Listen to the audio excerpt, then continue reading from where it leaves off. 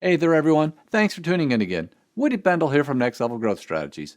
This week's business tip is something that we've been having a lot of discussions about lately with a wide range of business leaders across a lot of different industries. And unless you've been under a rock for the past year or so, you know the media is all whipped up about a pending recession. And the one thing smart and proactive business leaders know is that having a great brand can help you weather a storm and even help you come out on the other side much stronger. But what does it take to create or build a great brand? Well, I tell you what, stick around because I know you are not going to want to miss out on this week's business tip on how to build a great brand.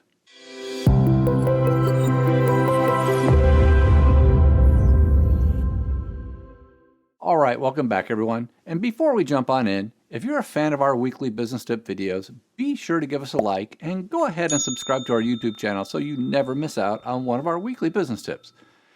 Okay, so given that you're still here, I'm going to assume that you are interested in knowing what it takes to build a great brand. And back in the intro, I mentioned one of the benefits of having a great brand, and that's resilience. Look, businesses are always having to navigate uncharted waters.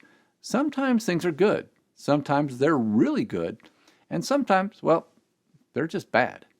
And one of the best ways to endure and even thrive through the bad times is to have a great brand. And simply put, a great brand is one that consumers and employees love. They care about the brand, and they tend to stick with it through thick and through thin. We can all name brands that we love. So, what does it take to be one of those special brands that your customers and employees love? Well, if you've watched any of our videos before, you already know that we strongly believe that great brands and organizations are built as a result of having clarity, alignment, and consistency. But let me unpack that just a little bit more so this becomes more clear to you. You see what I just did there, right? So, in terms of clarity, this is often thought of as your organization's identity. This is who you are, why you exist, what you believe in and stand for. This is what you do, who you do it for, and how you do what you do. And a great and super easy starting point for this is your unique value proposition. Unfortunately, this is something that a lot of organizations struggle with, but here is a super easy formula to create your own value proposition, or even refine it if you already have one. And here it is. We help blank do blank by doing blank. That's pretty easy, right?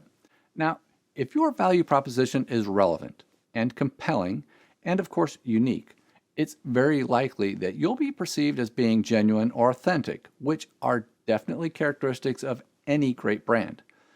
And over time, your customers become more emotionally engaged with or connected with your brand as a result of the trust that you've earned by being dependable, which comes through being consistent.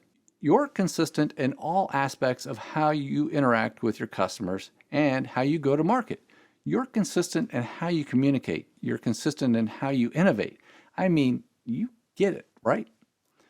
But in order to be consistent, which you have to admit is pretty darn important, you have to have alignment. And what I'm talking about here is alignment throughout your entire organization on all of those things I mentioned that you need to have clarity on.